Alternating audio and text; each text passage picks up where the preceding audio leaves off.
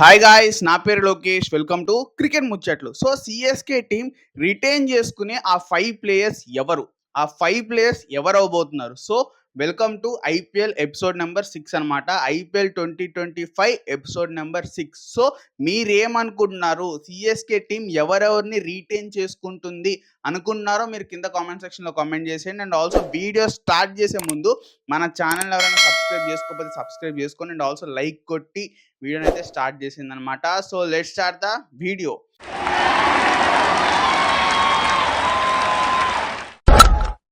So ముందుగా CSK టీంలో ఆ 5 ప్లేయర్స్ ఎవరంటే ఫస్ట్ వచ్చేసి good news for all CSK fans ఏంటంటే మహేంద్ర సింగ్ ధోని 2025 ఐపీఎల్ ఆడబోతున్నాడు. ఎస్, ఒక అన్క్యాప్డ్ ప్లేయర్గా అంటే ఒక బీసీసీ ఒక కొత్త రూల్ని అయితే తీసుకొచ్చిందనమాట. ఎవరైతే రిటైర్ అయ్యారో వాళ్ళు అన్క్యాప్డ్ ప్లేయర్గా ఆడొచ్చు అని చెప్పి ఒక కొత్త రూల్ని అయితే తీసుకొస్తుంది. సో ఆ రూల్ వచ్చేసి సిఎస్కే టీంకి చాలా ఫేవరబుల్గా మారబోతుంది. అండ్ ఆల్సో మనకు కూడా చాలా గుడ్ న్యూస్ తీసుకురాబోతుంది. ఏంటంటే మహేంద్ర సింగ్ ధోనిని సిఎస్కే టీం రీటైన్ చేసుకోబోతుంది. First player to retain CSK team ఎవరంటే మహేంద్ర సింగ్ ధోని అనమాట. సో మహేంద్ర సింగ్ ధోని తర్వాత ఎవరిని రీటైన్ చేసుకుంటున్నారు వాళ్ళంటే సెకండ్ ప్లేయర్ ఎవరంటే రుతురాజ్ గైక్వాడ్. ఎందుకంటే లైక్ ఫ్యూచర్ క్యాప్టెన్గా అండ్ ఆల్సో ఫ్యూచర్ సిఎస్కే ప్లేయర్గా ఎప్పటి నుంచో వాళ్ళు ట్రైన్ చేసుకుంటూ వస్తున్నారు రుతురాజ్ గైక్వాడ్ని. సో ఆబ్వియస్లీ ఒక క్యాప్టెన్గా లాస్ట్ టైం మనం క్యాప్టెన్ రోల్లో చూసాం, సిఎస్కేకి ఒక ఫుల్ టైం క్యాప్టెన్ రోల్లో చూసాం కాబట్టి సో ఆబ్వియస్ చాయిస్గా రుతురాజ్ గైక్వాడే సెకండ్ ప్లేయర్ అవుతాడనమాట రిటైన్ చేసుకునే ప్లేయర్స్లో. సో థర్డ్ ప్లేయర్ ఎవరంటే శివం దుబే. ఎస్, శివం దూబేని యూజ్ చేసుకున్నంతగా అంటే సిఎస్కే టీం శివం దూబేని యూజ్ చేసుకున్నట్టుగా ఏ టీం యూజ్ చేసుకోలేదు, ఏ క్యాప్టెన్ యూజ్ చేసుకోలేదు. Mahendra Singh Dhoni and also CSK management invest చేశారు శివం దూబే మీద. ఆ ఇన్వెస్ట్కి రిజల్ట్స్ కూడా అంతే మంచిగా వచ్చాయి. అండ్ ఆల్సో వాళ్ళు కప్పు కొట్టడంలో కూడా ఆర్ఎల్స్ టీం ఒక మంచి ఛాంపియన్స్ అయ్యారంటే one of the main reason Shivam Dube. Middle ఓవర్స్లో వచ్చి ఆ రన్ రేట్ పడిపోకుండా ఒక మాయిస్టర్ ఇన్నింగ్స్ ఆడారు. సో అలాంటి కాన్ఫిడెన్స్ తెప్పించింది శివం దూబేకి Mahendra Singh Dhoni and also CSK team management. So అట్లాంటి కాన్ఫిడెన్స్ తెప్పించడమే కాకుండా అతను ఇండియా టీంకి డెబ్యూ చేసి T20 వరల్డ్ కప్ విన్నింగ్ స్క్వాడ్లో కూడా ఉన్నారు. సో అట్లాంటి శివం దూబేని వాళ్ళు రీటైన్ చేసుకోకుండా ఉంటారా? ఆబ్వియస్లీ కంపల్సరీ శివం దూబేని వాళ్ళు రీటైన్ చేసుకునే ఉంటారు. సో థర్డ్ ప్లేయర్ ఎవరంటే రీటైన్ అయ్యేది శివం దూబే. ఫిక్స్ అయిపోండి మీరు. సో ఫోర్త్ ప్లేయర్ ఎవరు? నాకు ఈ ఫోర్త్ ప్లేయర్ మీద కొంచెం డౌటు. 90% అయితే రిటైన్ అయిపోతాడు. ఒక 10% డౌట్ అనమాట. ఫోర్త్ ప్లేయర్ ఎవరంటే రవీంద్ర జడేజా. రవీంద్ర జడేజా మీద ఎందుకు డౌట్ అంటే రవీంద్ర జడేజా ఎబిలిటీ మీద డౌట్ కాదు. రవీంద్ర జడేజా ప్లేయరే. అది నాకు తెలుసు, మనందరికీ తెలుసు. కాకపోతే రవీంద్ర జడేజా రీసెంట్‌గా T20 వరల్డ్ కప్ తర్వాత T20 ఫార్మాట్‌కి రిటైర్మెంట్ ప్రకటించాడు. సో అట్లా ఆ రీజన్ వల్ల సిఎస్కే టీం ఏమన్నా ఇతన్ని డ్రాప్ చేసేస్తుందా?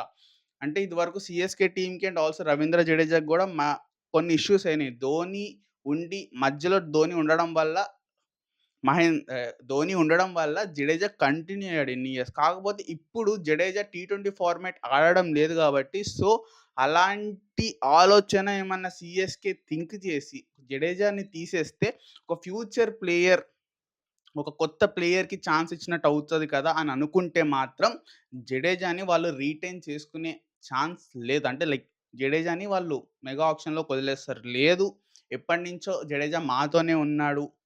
మేము లైక్ చాలా బాండింగ్ ఎక్కువ మాకు అంటే లైక్ సిఎస్కే టీమ్ ఆ ఇష్యూని దాన్ని బాగా బిలీవ్ చేస్తారు. ఎప్పటినుంచో వాళ్ళు ట్రావెల్ అవుతానే వస్తున్నారు.